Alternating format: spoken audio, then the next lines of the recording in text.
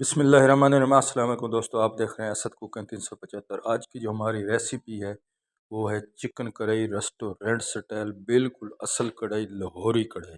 چلو شروع کرتے ہیں۔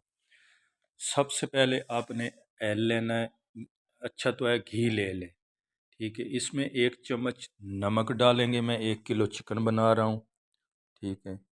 گھی میں ہمیشہ ہوٹل والے گھی میں کڑھائی بناتے ہیں۔ اس کے بعد اس میں 1 کلو چکن ایڈ کر دینا ہے۔ ٹھنڈے گھی میں ڈالیے، گرم میں ڈالیں گے تو وہ چکن ذرا نہ چپک جاتا ہے۔ اس کو اتنے تک آپ نے پکانا ہے جتنے تک اس کا کلر چینج نہ ہو جائے، ٹھیک ہے۔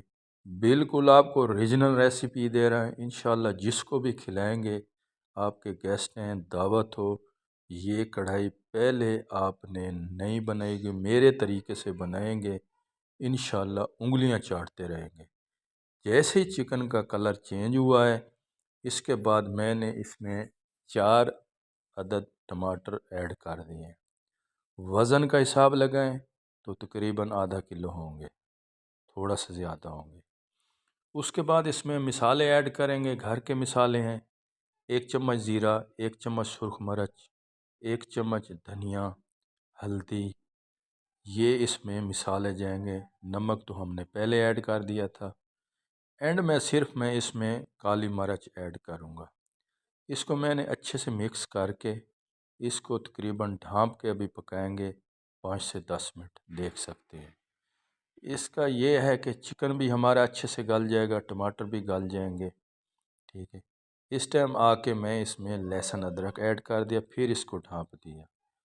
دیکھ سکتے ہیں ابھی ہماری جو چکن ہے وہ گھی چھوڑنے لگ گئی ہے۔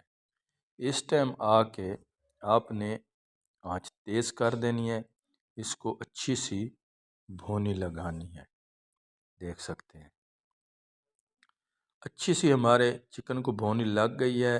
آپ نے سکپ نہیں کرنا، میں اس میں آپ کو دہی ایڈ کرنا بھول گیا ہوں دکھانا، ٹھیک ہے، معذرت چاہتا ہوں۔ اس میں آپ نے 1 پیالی اس ٹائم آ کے دہی ایڈ کرنا ہے۔ اس کو بھی اچھے سے جب بھونیں گے تو اس میں دیکھ سکتے ہیں اسی طرح گھی آنا چاہیے۔ جب آ جائے گا، میں نے اس میں کالی مرچ ایڈ کی ہے، سرخ مرچ، ابھی دھنیا ایڈ کر رہا ہوں۔ آپ کی اصل ریجنل لاجواب یمی چکن کڑھائی تیار ہے، یقین کریں انگلیاں چاٹتے رہیں گے۔ ریسیپی اچھی لگی ہے، چینل کو سبسکرائب ضرور کرنا، لائک ضرور کرنا، ویڈیو اچھی لگے تو مجھے دیں اجازت۔ اللہ حافظ۔